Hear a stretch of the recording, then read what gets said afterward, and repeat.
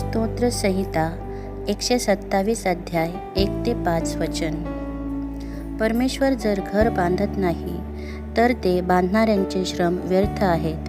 परमेश्वर जर नगर रक्षत नाही तर पहारेकऱ्यांचे जागरण व्यर्थ आहे. तुम्ही पहाटे उठता, उशिरा विश्रांती घेता व कष्टाचे अन्न खाता, पण हे व्यर्थ आहे.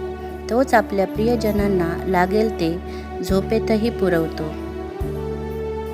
पहा, संतती ही परमेश्वराने दिलेले धन आहे. पोटचे फळ त्याची देणगी आहे.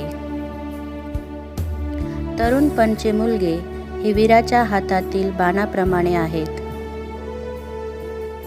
ज्या पुरुषांचा भाता अशांनी भरला आहे तो धन्य.